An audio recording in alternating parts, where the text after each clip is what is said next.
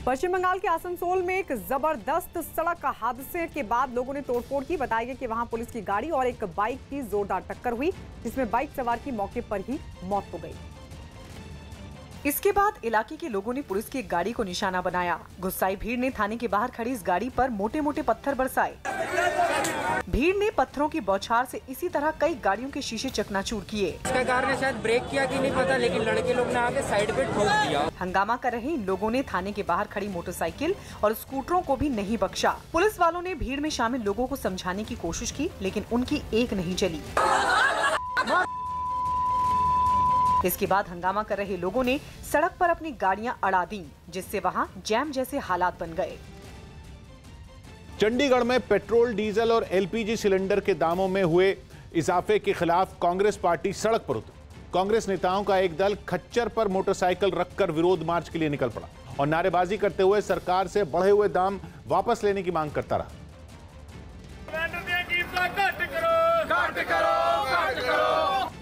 खच्चर गाड़ी पर कुछ नेता एक मोटरसाइकिल के साथ सवार हो गए। साथ में एक गैस सिलेंडर भी रखा गया। कुछ प्रदर्शनकारियों ने प्रधानमंत्री के चेहरे के छोटे छोटे कटआउट भी गले में टांगे रखे। कांग्रेस के झंडे और नारों वाली तख्तियां लेकर प्रदर्शनकारी आगे बढ़ते रहे। जिस तरीके से मोटरसाइकिल और सिलेंडर आज आम लोगों से बाहर हो चुका है, एक सिंबॉलिक प्रोटेस्ट खच्चर के ऊपर लोगों को चढ़ने पर मजबूर कर दिया। भारी संख्या में चंडीगढ़ पुलिस के जवान भी रास्तों पर तैनात रहे और विपक्ष का यह हंगामा तब शुरू हुआ जब पेट्रोल और डीजल की ऊंची कीमतों के बीच एलपीजी गैस सिलेंडर के दाम केवल 4 दिन में दूसरी बार बढ़ गए। अंतर्राष्ट्रीय बाजार में कच्चे तेल की महंगाई के कारण एलपीजी सिलेंडर की कीमतों में भी भारी इजाफा हुआ, जिसके कारण दिल्ली में 1 साल के बाद एलपीजी गैस के बिना सब्सिडी वाले सिलेंडर की कीमत 800 रुपए के पार चली गई। इससे पहले 1 मार्च 2020 को दिल्ली में सिलेंडर की कीमत 805 रुपए थी। हालांकि बाद में कोरोना संकट के बीच जब दुनिया भर में लॉकडाउन लगा तो कच्चे तेल की कीमतों में भारी गिरावट आई और एलपीजी सिलेंडर की कीमतें कम होकर 600 रुपए के भी नीचे पहुंच गई थी। 30 नवंबर 2020 को दिल्ली में घरेलू इस्तेमाल वाले एलपीजी सिलेंडर की कीमत 594 रुपए थी, लेकिन दिसंबर, जनवरी और फरवरी इन 3 महीनों में ही एलपीजी सिलेंडर की कीमत करीब 38% बढ़ गई और एक सिलेंडर की कीमत 225 रुपए बढ़कर 819 रुपए पर पहुंच गई। अकेले फरवरी में ही सिलेंडर 125 रुपए महंगा हो गया।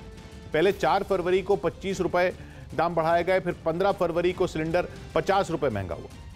इसके बाद 25 फरवरी को 25 रुपए और 1 मार्च को कीमत 25 रुपए और बढ़ गई। हरियाणा के सोनीपत में कुछ बदमाशों ने एक दुकानदार की बुरी तरह से पिटाई की। बताया गया कि बाइक खड़ी करने के लिए इस दुकानदार की कुछ लोगों से कहासुनी हो गई थी और इसी बात से खफा बदमाशों ने उस दुकानदार को पीट दिया। घटना के वीडियो में ये हमलावर चेहरा ढके एक दुकान की तरफ जाते दिखे, जिसके बाद उन्होंने अचानक हमला बोल दिया। मारपीट होती देख सामने वाली दुकान से कुछ लोग हमलावरों की तरफ लपके, तभी दूसरे दुकानदार भी मदद के लिए दौड़ पड़े। इस बीच भीड़ बढ़ती देख हमलावर भागने लगे। उनके हाथों में बेल्टें और रॉड थी जो उनके सर में उन्होंने मारी। लोगों ने घायल दुकानदार को इलाज के लिए अस्पताल में भर्ती करवाया। बांग्लादेश की राजधानी ढाका में जेल में बंद एक लेखक की मौत के विरोध में प्रदर्शन करने उतरे छात्रों और पुलिस के बीच तीखी झड़प हुई। सरकार के खिलाफ सोशल मीडिया पर टिप्पणी करने के आरोप में जेल में बंद किए गए मुश्ताक अहमद नाम के लेखक की 2 दिन पहले मौत हो गई थी, जिसके विरोध में लेफ्ट से जुड़े एक छात्र संगठन के सदस्य वहां के गृह मंत्रालय का घेराव करने पहुंच गए। रोका गया तो उनके और पुलिस के बीच सड़क पर जंग छिड़ गई। सामने आई एक तस्वीर में दिखा कि उन्हें रोकने के लिए पुलिस उनके सामने दीवार बनकर खड़ी हो गई और उसे पार करने पर आमादा छात्रों ने धक्का मुक्की शुरू कर दी। इससे पहले छात्रों की टोली एक पुलिस बैरिकेड तोड़ती भी नजर आई।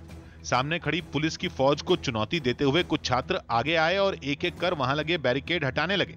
वो वहां से तो आगे बढ़ गए, लेकिन बाद में पुलिस ने उन्हें रोक दिया।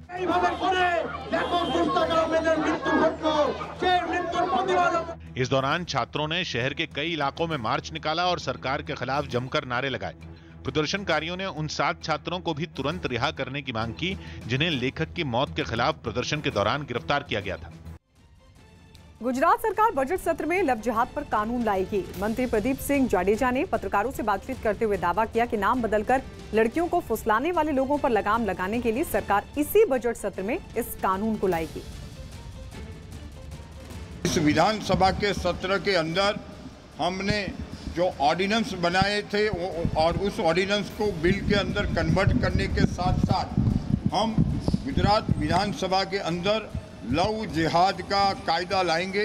उस हिसाब से धर्म स्वातंत्र्य हमारा जो कानून है उसके अंदर अमेंडमेंट करके लव जिहाद के इस शैतान को कंट्रोल करने के लिए जो लोग अपना हिंदू नाम धारण करके हमारी बहनों और हमारी लड़कियों को प्रेम जाल में फंसाकर धर्म परिवर्तन कराकर अंतर धर्म शादी कराकर उनका शोषण का काम करते हैं, उनको रुक जाव करने के लिए हम ये कानून इस विधानसभा के बजट सत्र के अंदर ला रहे हैं।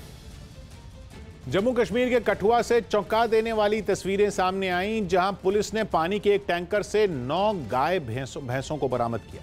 बताया गया कि उन्हें तस्करी कर जम्मू से कश्मीर ले जाया जा रहा था, लेकिन तस्करों की चाल पुलिस ने नाकाम कर दी और सभी जानवरों को छुड़ा लिया। सामने आई तस्वीरों में एक तस्वीर में दिखा कि कैसे उस टैंकर में कई बेजुबानों को बेदर्दी से ठूंसा गया था। पुलिस को चकमा देने के लिए तस्करों ने टैंकर के अंदर थर्मोकोल की शीट भी लगाई थी, ताकि बाहर से अगर कोई उस पर हाथ लगाए तो वो खाली न लगे और गाय भैंसों की आवाज भी बाहर न जाए। पुलिस ने बताया गया कि उसमें लगभग 9 जानवर बंद थे जिनकी हालत काफी खराब थी। पानी की टैंकर के आड़ में इसे कश्मीर पहुंचाने का इनका मंसूबा था। पुलिस ने उन सभी को तो सुरक्षित बचा लिया, लेकिन टैंकर का चालक मौके से फरार हो गया, जिसकी तलाश शुरू कर दी गई। दिल्ली एनसीआर के लोगों को पेट्रोल और रसोई गैस के दाम बढ़ने के बाद एक और झटका लगा है। इंद्रप्रस्थ गैस लिमिटेड ने दिल्ली एनसीआर में सीएनजी और पीएनजी के दामों में बढ़ोतरी कर दी है। सीएनजी के दाम 70 पैसे और पीएनजी के दाम 91 पैसे बढ़ गए, जिसके बाद अब दिल्ली में सीएनजी की कीमत 43 रुपए 40 पैसे तो नोएडा, ग्रेटर नोएडा और गाजियाबाद में 49 रुपए 8 पैसे जा पहुंची। नई कीमतें आज से लागू हो चुकी हैं। बताया गया कि कोरोना की वजह से आईजीएल के खर्चों में हुई बढ़ोतरी की वजह से दाम बढ़ाए गए हैं। मुंबई में पिछले साल अचानक खड़े हुए बिजली संकट के तार चीन से जुड़ते दिख रहे हैं। News18.com की रिपोर्ट है कि बीते साल गलवान घाटी में भारतीय सैनिकों से झड़प में मात खाने के बाद चीन ने भारत में साइबर अटैक की कोशिश की थी, जिसकी वजह से पिछले साल 12 अक्टूबर को मुंबई में एक दिन के लिए ब्लैकआउट हो गया। यह घटना चीन के एक बड़े साइबर मिशन का हिस्सा थी, जिसका मकसद भारत के पावर ग्रिड को ठप करना था। दावा तो यहां तक किया गया कि चीन ने यह भी योजना बना ली थी कि अगर गलवान घाटी में भारत दबाव बनाता है तो वो पूरे देश को अंधेरे में डुबो देगी। यानी केवल मुंबई नहीं, देश भर के कई पावर ग्रिड चीन के हैकरों के निशाने पर। लेकिन कई वायरस के सक्रिय नहीं हो पाने की वजह से ऐसा नहीं हो सका। हालांकि इस रिपोर्ट के सामने आने के बाद जांच एजेंसियां इस मामले की पड़ताल में जुट गई और इस बीच केंद्र सरकार ने यह साफ कर दिया कि उस दौरान डेटा की कोई चोरी नहीं हुई। Several black listed IP companies या रेटिंग एजेंसीज, इन्होंने शायद एमएसीबी के सर्वर में लॉगिन के अटेम्प्ट किए हो। पंजाब के मुख्यमंत्री ने प्रशांत किशोर को अपना प्रधान सलाहकार नियुक्त किया। पंजाब के सीएम अमरिंदर सिंह ने प्रशांत किशोर को अपना प्रधान सलाहकार नियुक्त किया। इसकी जानकारी उन्होंने सोशल मीडिया के जरिए दी। अब प्रशांत किशोर का दर्जा वहां कैबिनेट मंत्री का होगा। इससे पहले उन्होंने साल 2017 में भी कांग्रेस के चुनाव अभियान की कमान संभाली थी। ऐसे में अब अगले साल पंजाब में होने वाले विधानसभा चुनाव से पहले प्रशांत किशोर की इस नियुक्ति को अहम माना जा रहा है। बीजेपी अध्यक्ष जेपी नड्डा ने वाराणसी के काशी विश्वनाथ मंदिर में पूजा की। इसके अलावा वो वहां बूथ समिति की बैठक और पार्टी के दूसरे कार्यक्रमों में भी शामिल हुए। दीनदयाल जी हम सबके करोड़ों कार्यकर्ताओं का प्रेरणा स्रोत रहे।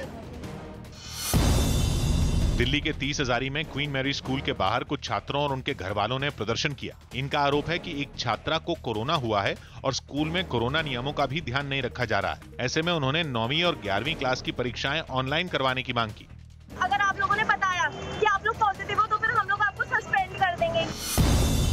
बंगाल में ड्रग्स केस में गिरफ्तार बीजेपी नेता राकेश सिंह को कोलकाता की अलीपुर कोर्ट में पेश किया गया। इस दौरान कोर्ट के बाहर उन्होंने आरोप लगाया कि कुछ टीएमसी नेताओं और पुलिस अधिकारियों ने मिलकर उनके खिलाफ साजिश रची है। अभिषेक बनर्जी और मुरलीधर शर्मा का एक बहुत बड़ा साजिश था। उत्तर प्रदेश के मुख्यमंत्री योगी आदित्यनाथ आज ममता बनर्जी के गढ़ माने जाने वाले मालदा में एक चुनावी रैली को संबोधित करेंगे। आज सुबह 9 बजे योगी आदित्यनाथ बंगाल के लिए होंगे रवाना और वहां विधानसभा चुनाव के लिए मालदा में रैली करेंगे। 5 राज्यों में चुनाव के ऐलान के बाद पश्चिम बंगाल में बीजेपी की ये पहली बड़ी रैली होगी, जिसमें स्टार प्रचारक योगी आदित्यनाथ वोटरों को अपने साथ जोड़ने की कोशिश करेंगे। तमिलनाडु के दौरे पर पहुंचे कांग्रेस नेता राहुल गांधी कन्याकुमारी के एक स्कूल में छात्रों से मिले, जहां मस्ती भरे मूड में नजर आए। वहां उन्होंने छात्रों के साथ डांस किया। इतना ही नहीं, उन्होंने जापान की मार्शल आर्ट आइकिडो का हुनर भी दिखाया। इसके बाद एक छात्रा ने उन्हें पुशअप्स लगाने का चैलेंज दिया, तो बिना आनाकानी किए राहुल तुरंत शुरू हो गए और इतनी फुर्ती से उन्होंने पुशअप लगाया कि सब के सब दंग रह गए।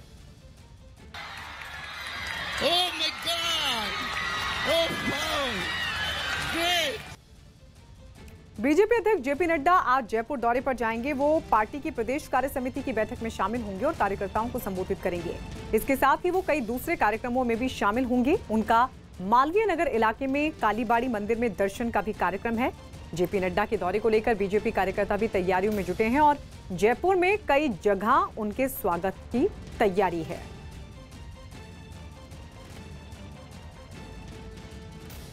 म्यांमार में सैन्य तख्तापलट के विरोध में एक बार फिर देश भर में विरोध प्रदर्शन हुआ। पुलिस ने कई जगहों पर प्रदर्शनकारियों को रोकने के लिए उन पर सख्ती बरती, लेकिन इसके बावजूद कई शहरों में लोग सड़कों पर उतर आए। यांगोन से सामने आई तस्वीरों में दिखा कि प्रदर्शनकारियों ने आंसू गैस के गोलों का सामना करते हुए भी अपना विरोध जारी रखा। हालांकि पुलिस की इस कार्रवाई से थोड़ी देर के लिए वहां भगदड़ मच गई और लोग इधर उधर भागते दिखे, लेकिन उन्होंने पानी से अपने चेहरे धोए और एक बार फिर सैन्य शासन के खिलाफ अपनी आवाज बुलंद की। कुछ जगहों पर प्रदर्शनकारी पानी की बौछार से बचने के लिए छाता लिए भी दिखाई दिए। देश के कई शहरों से इसी तरह की तस्वीरें सामने आई।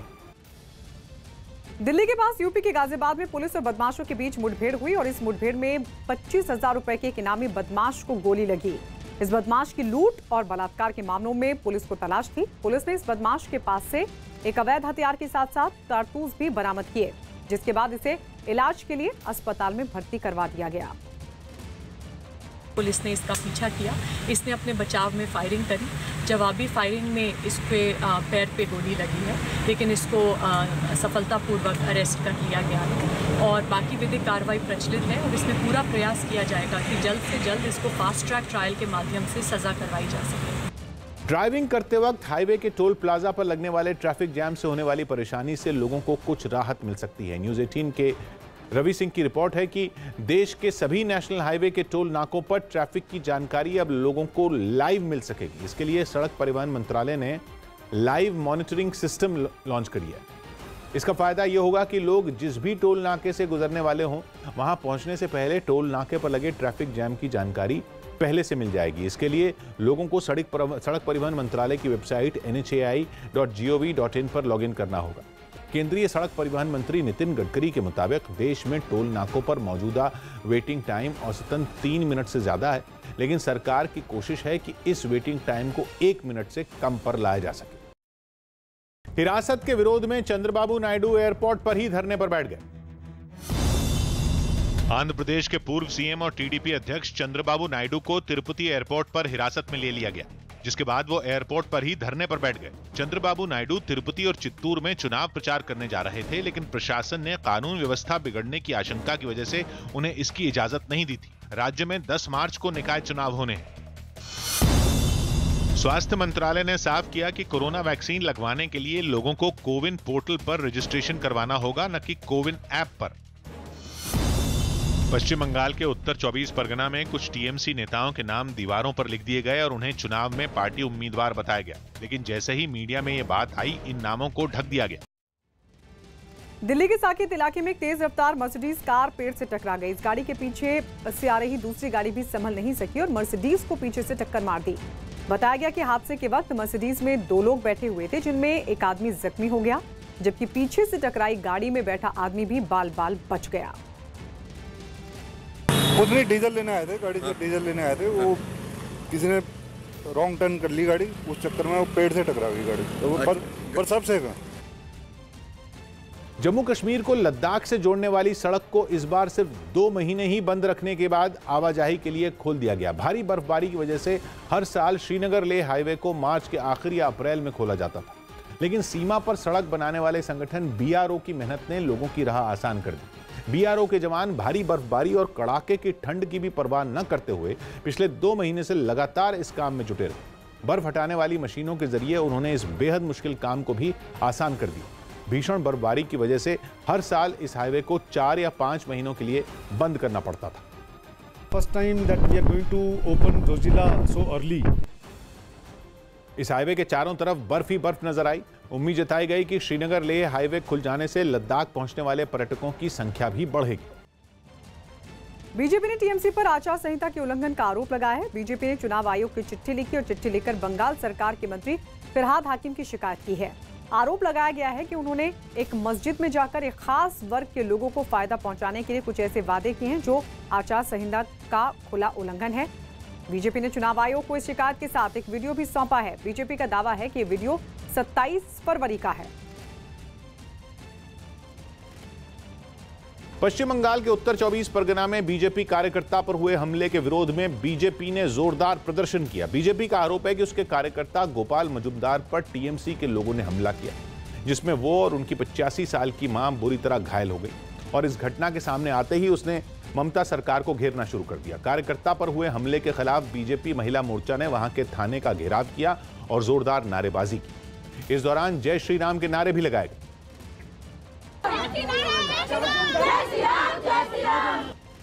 इससे पहले घटना के विरोध में बीजेपी ने एक मार्च निकाला, जिसमें महिला मोर्चा की अगुवाई में बड़ी तादाद में महिलाएं शामिल हुई।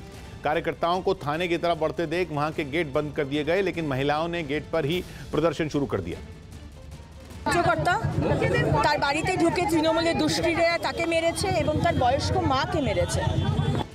घटना पर सियासत गरमाती देख टीएमसी ने भी सफाई दी और बीजेपी के आरोपों को सिरे से खारिज कर दिया। आरोप झूठा है, लेकिन घटना जो घटे हैं वो बहुत ही खराब है। लेकिन गोपाल मजुमदार और उनकी मां पर हुए हमले के बाद राष्ट्रीय महिला आयोग भी हरकत में आ गया और उसने मुख्य चुनाव आयुक्त को चिट्ठी लिख हमले पर चिंता जाहिर की। उत्तराखंड के चमोली में 2 इलाकों को जोड़ने वाली 19 किलोमीटर लंबी एक सड़क को चौड़ा करने का विरोध कर रहे कई लोगों पर पुलिस ने सख्ती दिखाई और उन्हें वहां से खदेड़ने के लिए उन पर पानी की बौछार की। इतने के बाद भी जब लोग नहीं माने तो वहीं डटे रहे, तो मजबूरन पुलिस को उन पर लाठियां भांजनी पड़ी। पुलिस की सख्ती के बाद वो लोग तितर-बितर होने लगे। इन प्रदर्शनकारियों में महिलाएं भी शामिल दिखी, जिन्हें पुलिस ने वहां से खदेड़ दिया। आरोप है कि इसके बाद वहां कुछ गुस्साए लोगों ने पुलिस वालों पर पथराव किया, जिसमें 2 पुलिस वाले जख्मी हो गए।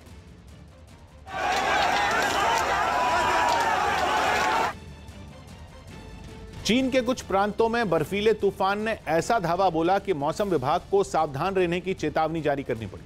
वहां हाल यह हो गया कि कोरोना के बाद अब भारी बर्फबारी और खून जमा देने वाली ठंड ने लॉकडाउन लगा दिया है, क्योंकि तस्वीर में चीन के उत्तर पूर्वी छोर पर मौजूद हेलोंगजियांग प्रांत में सड़कों पर इतनी बर्फ जमा हो गई कि वो काल का दूसरा नाम बनी। नतीजा, प्रांत के 13 हाईवे बंद करने पड़े। शिनजियांग प्रांत में तो बर्फीले तूफान ने 20 घंटों तक ऐसा कहर ढाया कि हवाई जहाजों का उड़ान भरना नामुमकिन हो गया। एयरपोर्ट से रनवे तो जैसे गायब ही हो गए। इस वजह से कई हवाई अड्डे बंद कर दिए गए और 80 उड़ानें रद्द होंगी। चीन के शासन वाले इनर मंगोलिया प्रांत में भी इतनी धुआंधार बर्फ गिरती दिखी कि सामने बर्फ के सिवा कुछ भी दिखाई देना बंद हो। चीन के गंसू और शांची प्रांतों में भी भारी बर्फबारी ने लोगों को पंगु बनाकर रख दिया। रूस ने पर्यावरण पर निगरानी रखने के लिए एक खास उपग्रह को कामयाबी के साथ लॉन्च कर दिया। ये उपग्रह आर्कटिक महासागर के इलाके की निगरानी करेगा, जिसे कजाकिस्तान के एक लॉन्च पैड से छोड़ा गया।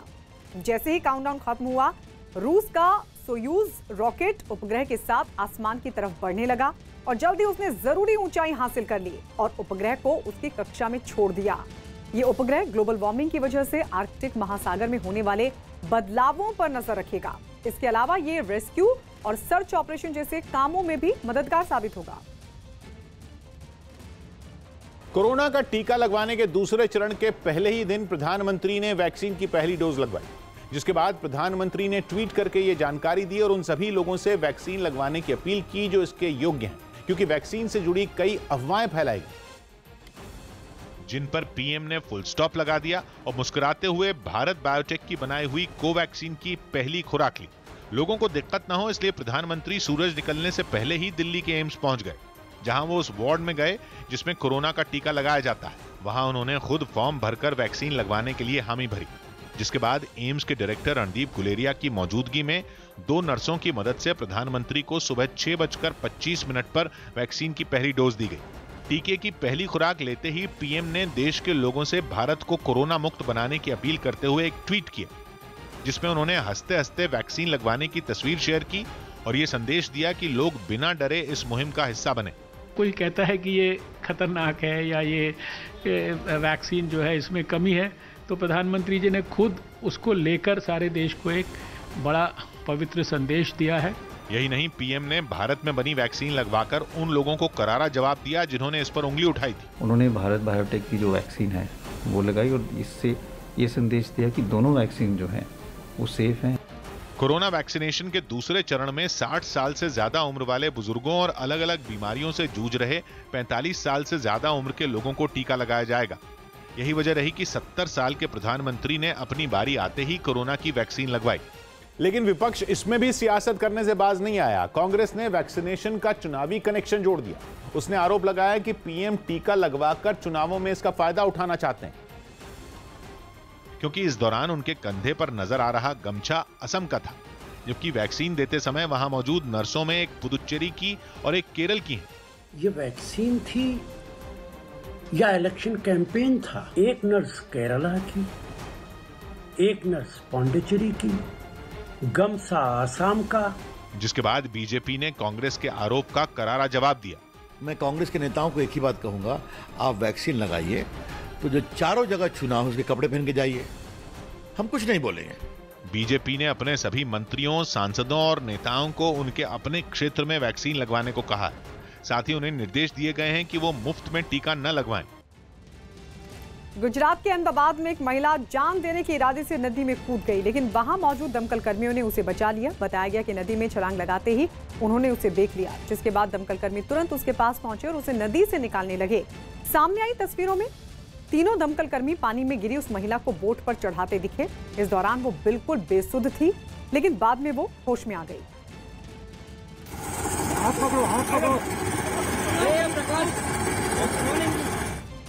हिजबुल मुजाहिदीन के सरगना सैयद सलाउद्दीन पर गिरफ्तारी की तलवार लटक रही है। न्यूज़ 18 के पवन शर्मा की रिपोर्ट है कि हिजबुल मुजाहिदीन के सरगना सैयद सलाउद्दीन को किसी भी वक्त गिरफ्तार किया जा सकता है।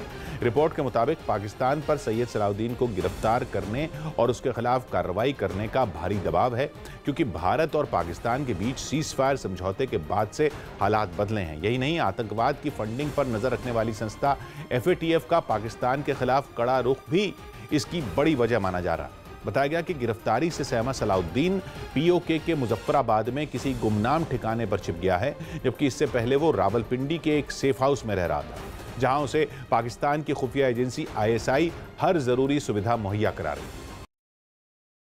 ट्रंप ने 2024 में राष्ट्रपति चुनाव लड़ने के संकेत दिए। अमेरिका के पूर्व राष्ट्रपति डोनाल्ड ट्रंप ने संकेत दिए कि वो 2024 में तीसरी बार राष्ट्रपति चुनाव लड़ सकते हैं। फ्लोरिडा में हुए एक कार्यक्रम में उन्होंने इस बात की ओर इशारा किया। A Republican president will make a triumphant return to the White House. Kolkata में बीजेपी के कुछ नेताओं ने पुलिस कमिश्नर से मुलाकात की। बीजेपी के इन नेताओं ने आरोप लगाया कि पुलिस के कुछ अधिकारी विधानसभा चुनाव में पोस्टल बैलेट से छेड़छाड़ की कोशिश में हैं। इसी पर उन्होंने पुलिस कमिश्नर को लिखित में शिकायत दी। हमारे संज्ञान में पहले बार आया है कि पुलिस कर्मियों का वोट लूट होने का पूरा एक खाका बन गया है। पिछले साल हुए कानपुर मुठभेड़ मामले में STF ने 7 और आरोपियों को गिरफ्तार कर लिया। इन पर मुठभेड़ के बाद मुख्य आरोपी विकास दुबे और उसके साथियों को भगाने का आरोप है। यही नहीं, STF ने इनके पास से ऑटोमेटिक अमेरिकन राइफल समेत कई आधुनिक हथियार भी बरामद किए। गुजरात के CM विजय रूपाणी की पत्नी अंजलि रूपाणी ने गांधीनगर में कोरोना का टीका लगवाया।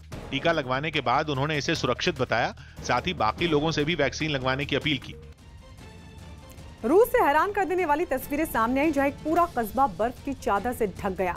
कोयला खदानों के लिए मशहूर वहां के वोकुर्ता शहर के पास मौजूद ये इलाका छोटी गर्मियों और लंबी और कड़ाके की ठंड के लिए जाना जाता है, जो पूरी दुनिया में गर्मी का मौसम आने के बाद भी बर्फ से ढका रहता है। वहां से जो तस्वीरें सामने आई, उनमें एक तस्वीर में इमारतें बर्फ से लिपटी दिखी, जिन्हें देखकर ऐसा लगा मानो कि किसी ने उन पर सफेदी पोत दी हो। सड़क किनारे खड़ी गाड़ियां बर्फ में बिल्कुल ही छिप गईं।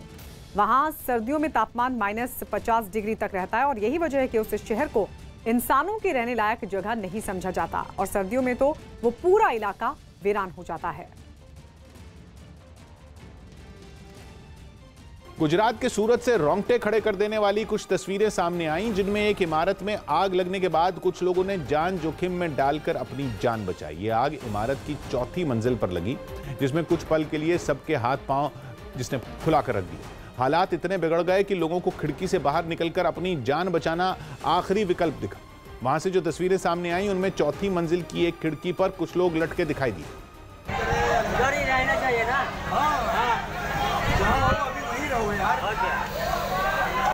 इन लोगों में एक महिला भी शामिल रही, जिसे एक आदमी ने उस इमारत की एक दूसरी खिड़की पर मौजूद कुछ लोगों की मदद से सुरक्षित अंदर पहुंचाया। इस बीच आग लगने की वजह से इमारत से धुआं उठता नजर आया। एक तरफ खिड़की के जरिए लोग अपनी जान बचाने में जुटे दिखे तो दूसरी तरफ सड़क पर दमकल की कुछ गाड़ियां खड़ी दिखाई दी, जिनकी मदद से आग को कुछ देर में बुझा लिया। मुंबई के वडाला से रोंगटे खड़े कर देने वाली कुछ तस्वीरें सामने आई, जिनमें पार्किंग में खड़ी 2 बसों में भीषण आग लग गई। हालांकि आग कैसे लगी इसका पता नहीं चल सका, लेकिन ये आग इतनी भीषण थी कि उसने दोनों बसों को कुछ ही देर में पूरी तरह अपनी चपेट में ले लिया। देखते ही देखते बसों से आग की लपटों के साथ धुआं उठता हुआ दिखा, जिसे देखकर वहां जमा हुए लोग घबरा गए। जिस जगह ये घटना हुई उसके बिल्कुल पास इंडियन ऑयल का एक पेट्रोल पंप भी है। जरा सी चिंगारी पेट्रोल पंप तक पहुंचते ही हादसा और भी बड़ा हो सकता था, लेकिन गनीमत रही कि वक्त रहते आग को बुझा लिया गया। घटना में किसी के हताहत होने की खबर नहीं है। चंडीगढ़ में विधानसभा के घेराव की कोशिश कर रहे अकाली दल के कार्यकर्ताओं पर पुलिस ने पानी की बौछार कर दी। अकाली दल ने पंजाब की कैप्टन अमरिंदर सिंह की सरकार पर वादा खिलाफी का आरोप लगाया और विरोध के तौर पर विधानसभा का घेराव करने की कोशिश की, लेकिन वहां पहले से तैयार पुलिस ने उन पर पानी की बौछार कर दी। हालांकि पानी की बौछार का कार्यकर्ताओं पर कोई असर नहीं पड़ा और वो बैरिकेड के ऊपर चढ़कर उसे पार करने की कोशिश करते दिखे।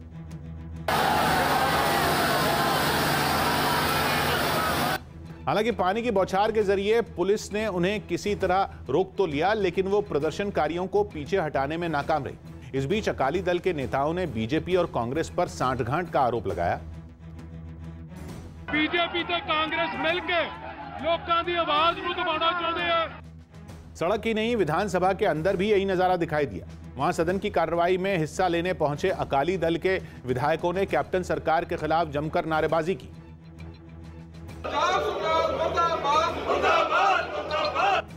प्लेकार्ड और नारे लिखी तख्तियां लेकर पहुंचे इन विधायकों ने कैप्टन सरकार पर किसानों के अपमान का भी आरोप लगाया।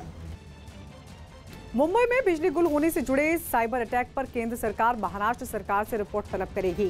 केंद्रीय ऊर्जा मंत्री आर.के. सिंह के मुताबिक साइबर अटैक के सबूत होने पर इस मामले की जांच होगी।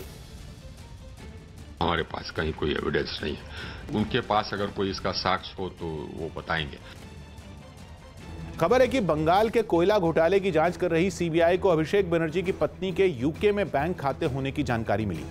न्यूज 18 के नीतीश कुमार की रिपोर्ट है कि अभिषेक बनर्जी की पत्नी रुजिरा बनर्जी और उनकी रिश्तेदार मेनका गंभीर के यूके में बैंक खाते होने की खबर है, जिनके बारे में सीबीआई ने वहां से जानकारी मंगवाई। उसकी नजर उनके लंदन के कुछ खास बैंक खातों पर है, जिनके बारे में कोयला घोटाले की जांच के दौरान पता चला। इस बीच इस मामले में सुप्रीम कोर्ट में दायर याचिकाओं पर सुनवाई 10 मार्च तक टल गई।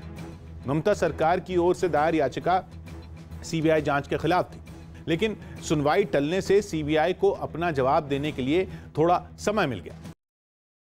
WWE रेसलर रहे खली अखिलेश यादव से मिले। WWE रेसलर रहे खली ने लखनऊ में एसपी नेता अखिलेश यादव से मुलाकात की।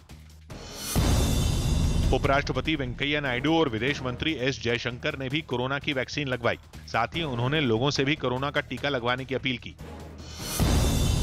हरभजन सिंह की फिल्म फ्रेंडशिप का टीजर जारी कर दिया गया।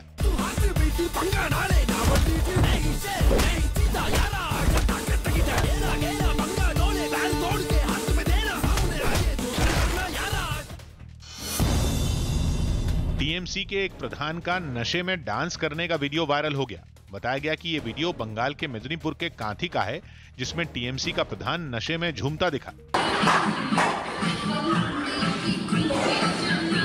हालांकि पार्टी के बड़े नेताओं ने वीडियो में दिखने वाले शख्स को पहचानने से मना कर दिया। हम तो पहचानते नहीं। बीजेपी की केंद्रीय चुनाव समिति की बैठक 4 या 5 मार्च को हो सकती है और माना यह जा रहा है कि इस बैठक के बाद ही पार्टी 5 राज्यों में होने वाले विधानसभा चुनावों के लिए अपने उम्मीदवारों की पहली लिस्ट जारी करेगी। इंग्लैंड के एक्सेटर शहर में मिले दूसरे विश्व युद्ध के खतरनाक बम को धमाका करके नाकाम कर दिया गया। उस जंग के दौरान हिटलर ने ब्रिटेन पर कई बम बरसाए थे। यह बम उन्हीं में एक था, जो कि इतना ताकतवर था कि जैसे ही उसे डेटोनेट किया गया, धरती थर थर कांप उठी। जिस इलाके में सन्नाटा पसरा हुआ था, वहां 1000 किलो के बम के फटते ही ऐसे कान फाड़ देने वाली आवाज हुई कि 8 किलोमीटर दूर तक लोग दहल उठे। बम के ब्लास्ट होते ही सैकड़ों फीट ऊंचे मलबे का फव्वारा ऐसे फूटा जैसे किसी खतरनाक ज्वालामुखी का लावा। पूरे इलाके के ऊपर इतना घना धुआं छा गया जिसे देखकर ऐसा लगा मानो वहां कोई विकराल आग लग गई हो। आसपास की कई इमारतें तो धमाके को सह तक नहीं पाई। बताया गया कि 3 दिन पहले जैसे ही प्रशासन को जर्मनी के गिराए इस बम की भनक लगी, उनके कान खड़े हो गए और पूरे इलाके को खाली कराकर बम को नाकाम किया गया। पश्चिम बंगाल के आसनसोल में सड़क हादसे में एक लड़के की मौत के बाद जमकर हंगामा हुआ। लड़के की मौत से नाराज लोग सड़कों पर उतर गए और पुलिस से उलझ गए। इन लोगों ने पुलिस की गाड़ियों पर पथराव किया और उन्हें बुरी तरह तोड़फोड़ दिया। इलाके के लोगों ने पुलिस पर अवैध वसूली का आरोप लगाया और हादसे के पीछे की वजह ठहरा दिया। हंगामे की जानकारी मिलते ही आसपास के थानों से भारी संख्या में पुलिस वाले पहुंचे और हंगामे को शांत करवाया गया।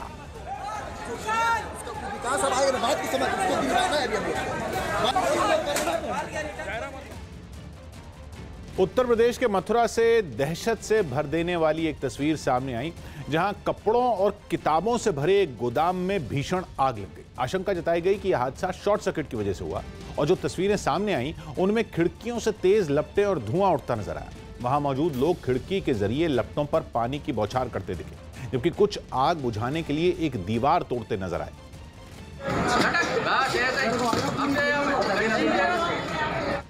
गोदाम के जिन हिस्सों में आग नहीं फैली थी, वहां से लोग सामान निकालकर बाहर लाने लगे। इस बीच फायर ब्रिगेड भी वहां पहुंच गई और आग बुझाने की कवायद शुरू कर दी। लपटों के शांत होने पर दमकल कर्मी गोदाम के जल रहे एक हिस्से में पहुंचे और पानी की बौछार करने लगे। तत्काल गाड़ियां भेजी गई हैं और आग बुझाई जा रही है, लगभग बुझ चुकी है। फायर ब्रिगेड की 3 गाड़ियों ने कई घंटों तक मेहनत की, जिसके बाद आग बुझ गई। बीजेपी अध्यक्ष जेपी नड्डा आज जयपुर दौरे पर जाएंगे। वो पार्टी की प्रदेश कार्य समिति की बैठक में शामिल होंगे और कार्यकर्ताओं को संबोधित करेंगे। इसके साथ ही वो कई दूसरे कार्यक्रमों में भी शामिल होंगे। उनका मालवीय नगर इलाके में कालीबाड़ी मंदिर में दर्शन का भी कार्यक्रम है। जेपी नड्डा के दौरे को लेकर बीजेपी कार्यकर्ता भी तैयारियों में जुटे हैं और जयपुर में कई जगह उनके स्वागत के कार्यक्रम हैं। थाईलैंड की राजधानी बैंकॉक में लोकतंत्र की मांग पर रैली निकाल रहे लोगों और पुलिस के बीच जोरदार झड़प हुई। देश में राजशाही खत्म करने और लोकतंत्र लाने के लिए वहां हाल ही में रिडेम यानी रीस्टार्ट डेमोक्रेसी नाम के एक नए संगठन की शुरुआत हुई और उसकी तरफ से ही ये रैली बुलाई गई थी, जिसकी भनक लगते ही सुरक्षा बल की कई टीमें रैली वाली जगह पहुंच गईं और प्रदर्शनकारियों को खदेड़ने लगी। इसके बाद सड़क पर भगदड़ मच गई। एक तस्वीर में कुछ प्रदर्शनकारी डरकर छिपे नजर आए तो कई वहीं जमे रहे, जिन्हें पुलिस ने गिरफ्तार कर लिया। सुरक्षा बल ने लोगों से शांति से रैली खत्म करने की अपील की थी, लेकिन जब वो नहीं माने तो उन्होंने बल का इस्तेमाल किया। इतना ही नहीं, प्रदर्शनकारियों को खदेड़ने के लिए पुलिस ने रबर की गोलियां भी दागी।